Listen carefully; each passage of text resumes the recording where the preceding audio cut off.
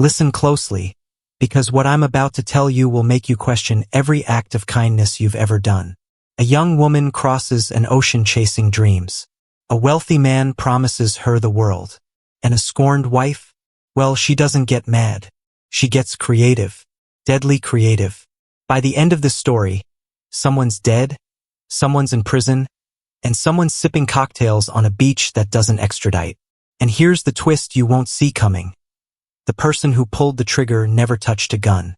Can you guess who the real monster is? Stick around. You're gonna need a minute to pick your jaw up off the floor. Let me introduce you to Celestina Reyes. Born April 8, 1994, in Quezon City, Philippines. 28 years old, eldest of 5 kids, and the family's only hope for a better life. A one-bedroom shack where 6 people sleep in shifts. Her father, Rodrigo, drives a jeepney 16 hours a day through Manila's traffic-choked streets. Her mother, Luz Vaminda, sells vegetables at a wet market, haggling over pennies while the tropical sun beats down mercilessly. Celestina grew up watching her parents age 20 years in 10. She watched her younger siblings go to bed hungry more nights than she'd care to count. And she made herself a promise. She'd change everything. So she studied. God, did she study. Earned a full scholarship to the University of Santo Tomas for nursing. Top of her class. Perfect attendance. Part-time clinic job on the side. While other students were out partying, Celestina was memorizing pharmacology textbooks and practicing 4 insertions until her hands cramped. Her dream? Simple. Get to Canada. Make enough money to buy her family an actual house. Maybe one with separate bedrooms. Crazy ambitions, right? October 15, 2019. Celestina lands in Toronto with $200, a suitcase held together with duct tape, and nursing credentials she'd bled for. Welcome to the land of opportunity, where opportunity means a basement apartment in Scarborough shared with 3 other immigrant nurses and double shifts that'll make you forget what sunlight looks like. Toronto General Hospital became her second home. Or maybe her first, considering she spent more time there than in that depressing basement. Exhaustion? That's just Tuesday. Loneliness? Par for the course. She sent 80% of her paycheck home every month. 80%. Her youngest brother needed surgery. Her parents' roof leaked. Every dollar mattered. But here's what Celestina didn't know. In a city where dreams come with price tags she couldn't afford, she was about to meet someone who'd make her an offer she shouldn't refuse. She should have refused. Dominic Ashford, 42 years old, $50 million in the bank. CEO of Ashford Development Group, the company behind half of Toronto's luxury high-rises. This man had everything. An $8 million penthouse in Yorkville. A collection of vintage cars that cost more than most people's mortgages. A yacht parked on Lake Ontario because, Tuesday. But Dominic had a little problem. Actually, a big problem. The man couldn't keep it in his pants if his life depended on it. Let's review his greatest hits, shall we? 2017. The Personal Trainer. Lasted 8 months. She thought those post-workout protein shakes meant something. They didn't. 2018. The Marketing Executive. She rebranded his entire company. He rebranded her as his ex after 10 months. Professional courtesy, I suppose. 2019. The Interior Designer. 6 months. She picked out his furniture. He picked out her replacement. See the pattern? Dominic didn't date women. He collected them like limited edition watches. Shiny, expensive, and easily swapped out when he got bored. But every player eventually meets their match. And Dominic's came with a surgical complication. February 2020. Emergency appendectomy at Mount Sinai Hospital. Should have been routine. Should have been a quick in-and-out procedure. But Dominic's body had other plans. Complications during surgery. 6 weeks of intensive home care needed. Doctor's orders. Hire a private nurse. And that's where Celestina walks into the picture. Completely unaware she's stepping into a trap that's been set for years. Just waiting for the right victim. Before we continue, do me a favor. If you're sitting there thinking, I can already tell where this is going, trust me, you can't. Hit that subscribe button right now. Because the people who subscribe to True Crime Vault re the smart ones. They're the ones who see the twist coming. Be smart. Subscribe. Time to meet the third player in our tragic triangle. Evangeline Ashford. 35 years old. Former fashion model. Married Dominic when she was 22 and stupid enough to believe in love. 13 years later, Evangeline had perfected exactly one skill. Looking perfect while dying inside. She had the luxury penthouse, the designer wardrobe, a seat on every important charity board in Toronto. She attended galas in gowns that cost more than cars. She smiled for cameras. She made small talk with other trophy wives about vacation homes and personal trainers. But here's what Evangeline didn't have: children. She'd wanted them, begged for them actually. But Dominic had made his position crystal clear. Kids would complicate things. Kids would tie him down. Kids would interrupt his lifestyle.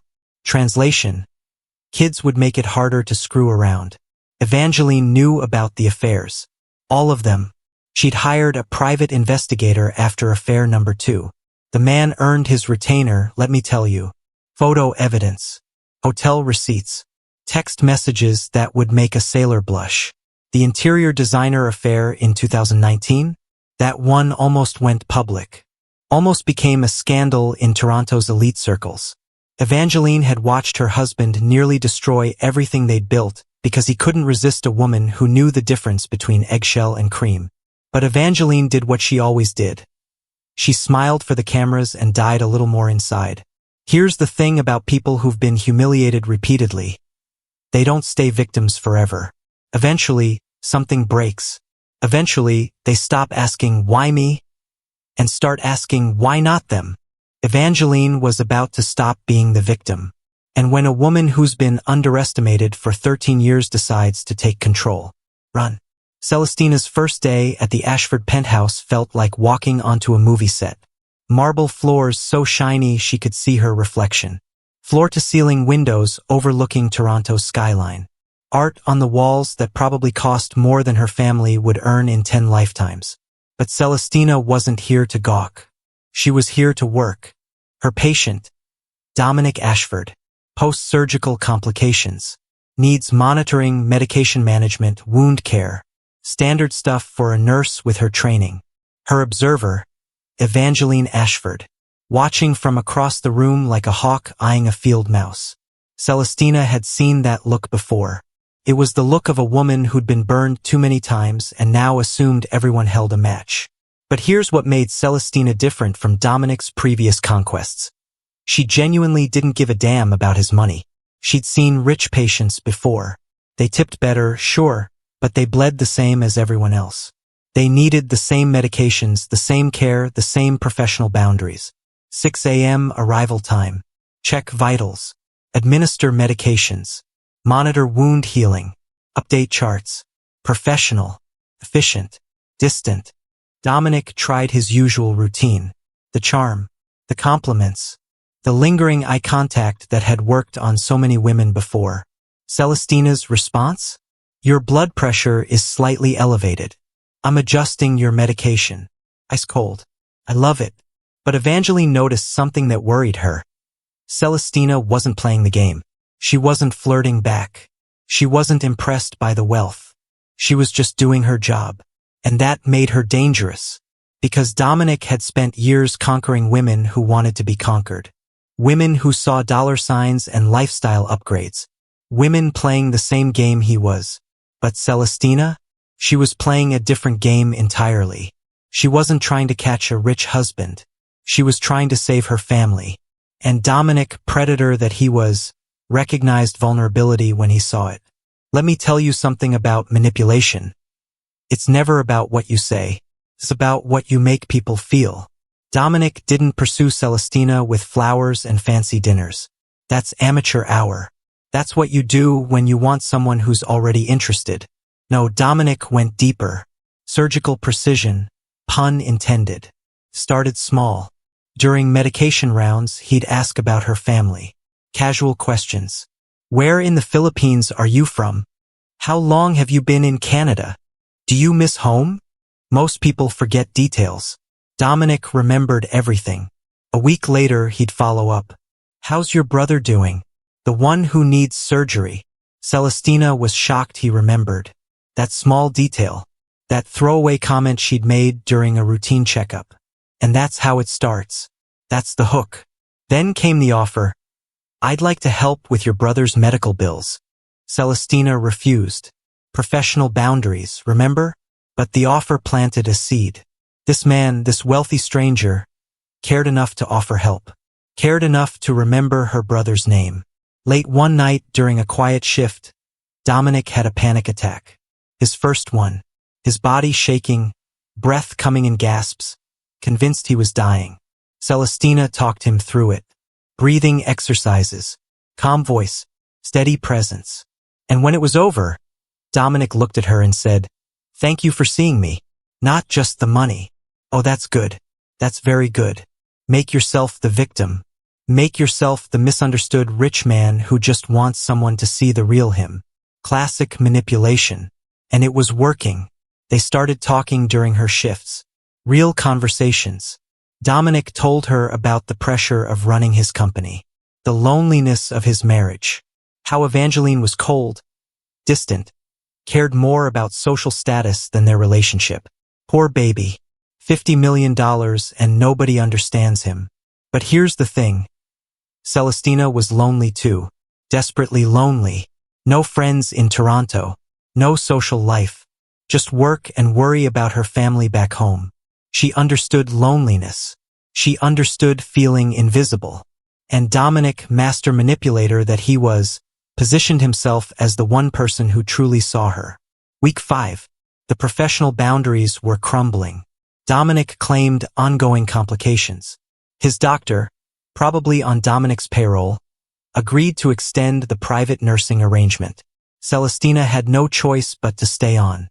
Then came the financial hooks. $8,000 per month. A medical consulting fee. Triple what she earned at the hospital. Celestina hesitated. This felt wrong.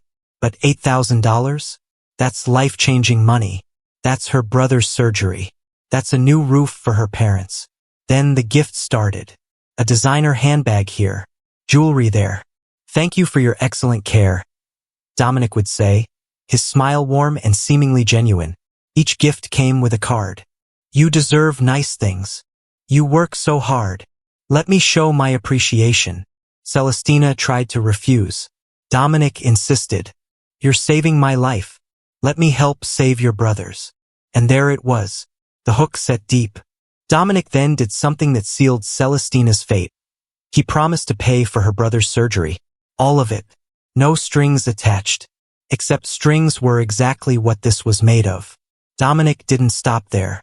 He rented a secret apartment in the entertainment district.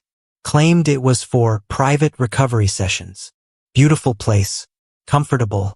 Everything designed to make Celestina feel special. What Celestina didn't know. The apartment was wired with hidden cameras. Every angle covered. Every conversation recorded. Dominic was building a narrative. And Celestina, desperate and grateful, was the unwitting star. They spent more time together. Dominic shared his plans for the future. Divorce from Evangeline. A house in Oakville. Bringing Celestina's family to Canada. He even showed her engagement rings. "I've been thinking about us," he'd say, his voice soft and sincere. Celestina knew it was wrong. She prayed about it. Catholic guilt eating her alive. But she also saw a future she'd never dreamed possible. A life where her family wasn't struggling. Where she wasn't sending every penny home. Where someone actually loved her. The emotional trap had been set. And Celestina walked right into it. Now, I want you to pause for a second. Think about what you would do. You're alone in a foreign country. Your family is desperate. A wealthy man offers you everything you've ever wanted. Would you see the trap? Or would you see hope? Drop a comment below. And subscribe, because trust me, the people who subscribe to True Crime Tape, they see traps coming from a mile away. Be one of the smart ones. While Dominic was busy building his fantasy with Celestina, Evangeline was busy too. Very busy. Remember those hidden cameras in the secret apartment? Dominic thought he was the only one with surveillance equipment. Rookie mistake. Evangeline had access to everything. Every camera. Every conversation. Every promise Dominic made to Celestina. She watched them. All of it. The hand-holding. The engagement ring shopping. Dominic promising Celestina a wedding in Oakville. July 18, 2020. The footage that broke Evangeline. Dominic giving Celestina a $15,000 diamond necklace. "You're the only person who's ever really seen me," he told her. Evangeline had heard enough. She did her research. Deep research. She learned everything about Celestina's family, their financial struggles, her brother's medical needs. She understood exactly why Celestina had fallen for Dominic's lies. But Evangeline didn't feel sympathy. She felt rage. Then she found something that turned rage into pure, cold calculation. Dominic's divorce paperwork. He'd been consulting lawyers for months. Asset protection strategies. Everything designed to leave Evangeline with almost nothing. 13 years of marriage. 13 years of humiliation. And Dominic was planning to discard her like yesterday's newspaper while leaving her financially devastated.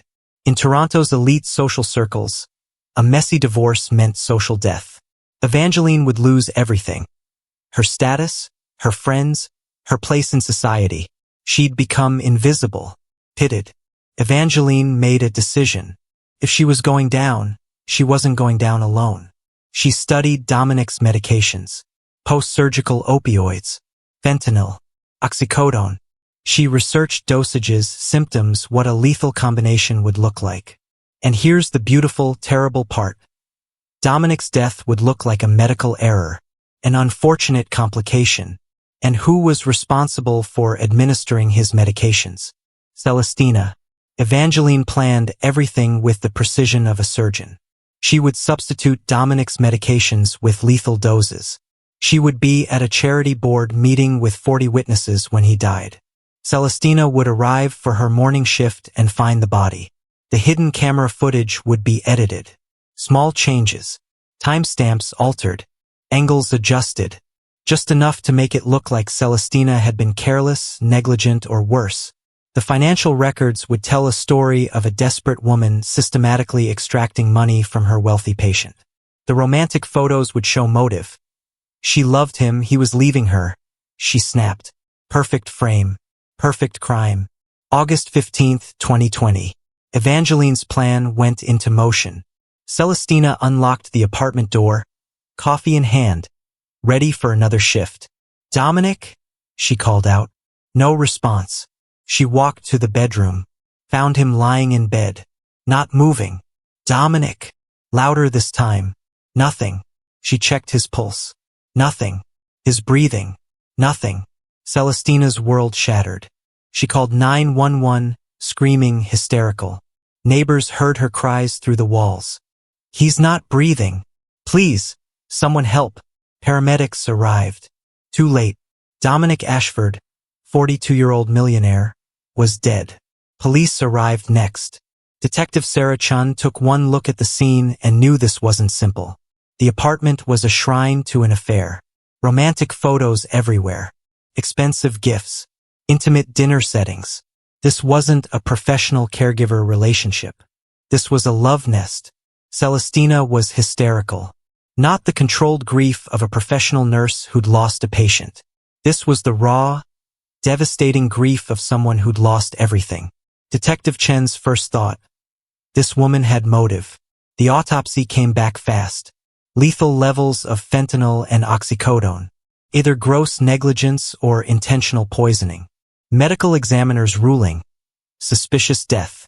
Detective Chun sat across from Celestina in the interrogation room. Celestina looked destroyed. Eyes red from crying. Hands shaking. "Miss Reyes, tell me about your relationship with Dominic Ashford." "He was my patient. I was his nurse." "Just his nurse?" "Yes." Detective Chun slid photos across the table. Celestina and Dominic at dinner. Laughing together. Holding hands. Celestina broke down. "Okay, yes, we were involved. But I loved him. I would never hurt him." "He was going to leave his wife for you?" "Yes, we were going to get married. He promised." He promised. Did he promise you money too? Celestina hesitated. He helped my family. My brother needed surgery. How much money did Dominic give you, Miss Reyes? I don't. It wasn't like that.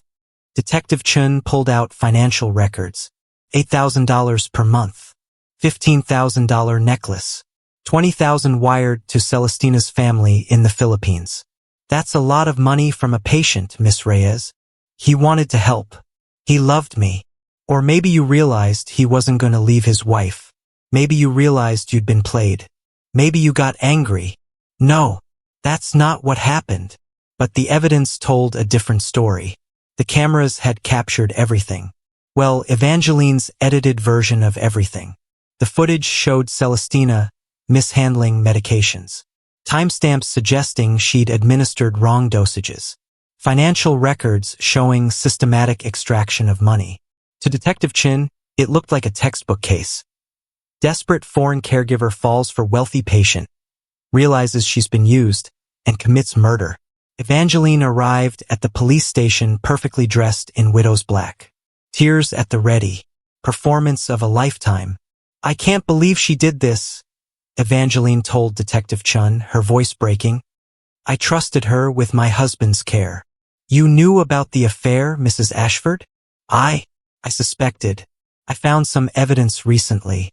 I was going to confront him, but perfect pause, perfect tear. Now I'll never get the chance. Evangeline handed over the surveillance footage. I installed cameras after I started suspecting something. I just wanted to know if my husband was safe. Detective Chun watched the edited footage. Celestina appeared negligent, careless with medications. The timestamps showed a pattern of medication errors. I'm so sorry you had to see this, Detective Chun said. Evangeline wiped her eyes. I just want justice for Dominic. He deserves that. What Detective Chun didn't know. Every piece of evidence had been carefully curated. Every video edited. Every financial record positioned to tell the exact story Evangeline wanted told. The prosecution built their case on 3 pillars. 1, motive. Celestina was in love. Dominic was using her. She found out. She snapped. 2, means. Celestina had access to all medications. She administered them alone. She knew exactly how to make it look like an accident. 3, financial gain. $80,000 over 10 months. Plus promises of more. A desperate woman extracting money from a vulnerable patient. The trial lasted 3 weeks. Media circus from day one. Foreign nurse murders wealthy lover, made headlines across Canada. Celestina's defense tried to argue that she'd been manipulated, that Dominic had pursued her, that someone else had access to the medications. But the evidence was overwhelming. Video footage, financial records, her own confession to the affair. The jury deliberated for 4 hours. Guilty. Second-degree murder. Professional negligence. Fraud. Sentence. 25 years to life. Deportation after serving time. Celestina sat in the courtroom, numb. I loved him, she whispered. I would never hurt him. But nobody was listening anymore. 3 years later, a digital forensics expert was reviewing cold cases. Just routine work. But something about the Ashford case bothered him. The surveillance footage looked off. Timestamps didn't quite match. Lighting was inconsistent. Small things. Things most people wouldn't notice. He dug deeper and found evidence of sophisticated editing. Professional-level manipulation. The footage had been altered. Significantly, he contacted authorities. The case was reopened. Quietly at first. Then a security company employee came forward. Whistleblower. He'd worked for the company Evangeline hired to install the cameras. She specifically requested edit access, he testified. She paid extra for it. She wanted to be able to modify footage herself. The investigation expanded. They looked into Evangeline's background. Found some interesting things. She'd researched fentanyl dosages online. Searched for undetectable murder methods. Looked up non-extradition countries. All done carefully, all done from various IP addresses. But not carefully enough. By the time police went to arrest Evangeline, she was gone. She'd liquidated her assets months earlier, moved money offshore, disappeared to a country with no extradition treaty. $50 million buys a lot of invisibility. Celestina was released from prison, her conviction overturned, but the damage was done. Celestina returned to the Philippines in 2023, not as the successful nurse who'd saved her family, as a woman who'd lost everything. Her nursing license, permanently revoked. The conviction might be overturned, but the scandal wasn't. Her brother, dead. The surgery happened too late. While Celestina was in prison, he died waiting for medical care she could no longer provide. Her parents, aging, struggling.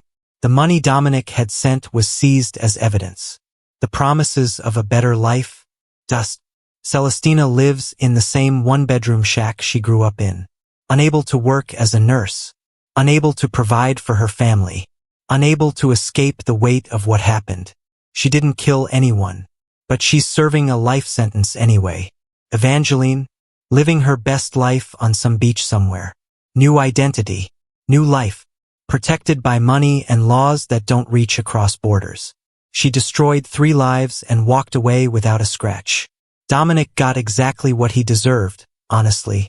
A man who spent his life manipulating vulnerable women finally met someone willing to play the game better than he did. But Celestina? Celestina was just trying to save her family. And for that crime, she lost everything. So here's what we've learned today. Kindness is dangerous when predators are watching. Desperation makes you vulnerable. And the system? The system protects people who know how to game it. Celestina's mistake wasn't falling for Dominic. Her mistake was being poor, foreign, and naive enough to think love could exist without a price tag. Evangeline's genius was understanding that the perfect crime isn't about hiding the murder. It's about choosing the right person to blame. 3 lives destroyed. 1 woman dead inside. 1 man actually dead. And 1 woman living proof that justice is just another word for who can afford better lawyers. Now I want to know, if you were Celestina, at what point would you have walked away? When Dominic first offered help? When the gift started? When he showed you engagement rings? Drop a comment. Let me know where you draw the line between hope and stupidity. And do me a favor, hit that subscribe button. Because the people who subscribe to True Crime Vault, they're the ones who see the truth before it's too late. They're the ones who recognize manipulation when it's wrapped in expensive gifts and beautiful promises. Subscribe, and may you be blessed with the wisdom to see traps before you step in them. May you recognize predators before they recognize your vulnerabilities. And may you never, ever trust a millionaire who says he's misunderstood. This has been True Crime Vault. I'll see you in the next one. Stay smart out there.